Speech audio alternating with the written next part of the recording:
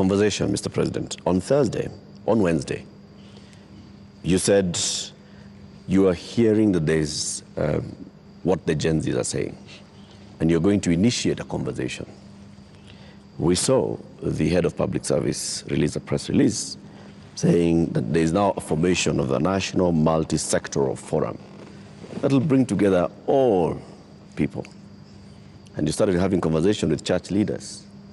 The Gen Z, upon seeing this, are saying, we did not ask for a conversation. We asked for action. So what action is going to precede this conversation? Because the conversation is another talk. It reminds people of the NADCO talks, the BBI talks, IPPG talks that just happen and they just don't end. And people are saying, we want action, Mr. President. But now, okay, we will participate in action, in conversations maybe later, but for now, Mr. President, yes, what's the action? I promised that I will engage the young people. Yeah, I promised. I was just making good my promise. And I promised a multi-sectoral forum, and that's what I have put out. I also promised that these are some of the topics I want us to discuss. I want us to discuss debt. I want us to discuss taxation. I want us to discuss unemployment. I want us to discuss corruption. I want us to discuss these issues. And it was a suggestion, and I am open.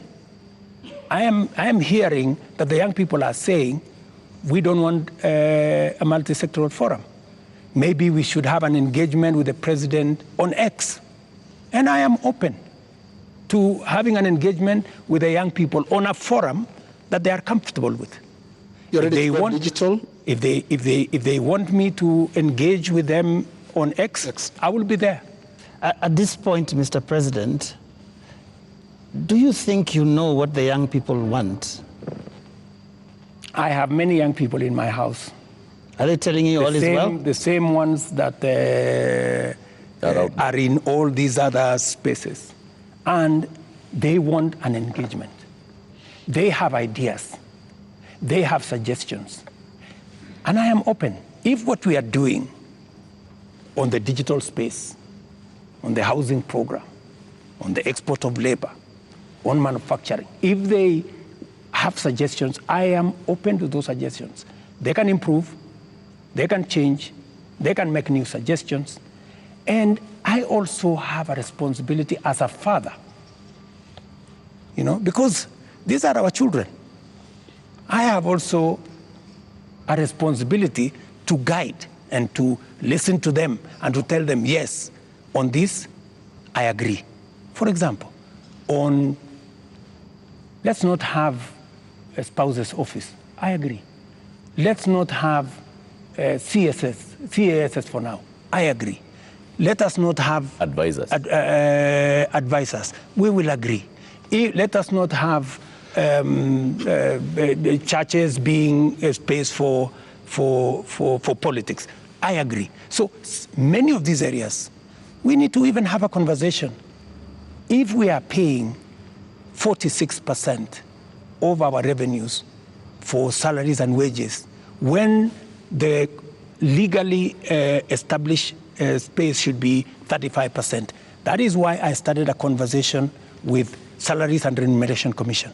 We must deal with the issue of wages and salaries so that we bring them down to 35% and leave more money for our development. That is a conversation I am very happy about. When? Mr. President, it's been 2 weeks. It's been 2 weeks of you saying every day we are going to have a conversation. We just you know what they say on social media? I say they call you the president of tutafanya, tutatenga, tutafanya, tutarudi. No, it is always futuristic. But I'm here. You're saying but I'm here. We are going to have a conversation. I said within a week.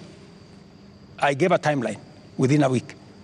Yeah. So within a week we will have agreed on where are we meeting. Are we meeting at the X space? I am ready for that X space. Are we agreeing on this multi-sectoral? I'm waiting to see the suggestions that Kenyans have. I don't want to prescribe any suggestion, but when I give out a suggestion, I expect feedback. I expect people to say, maybe this is okay, maybe this is not okay, and then we agree on a way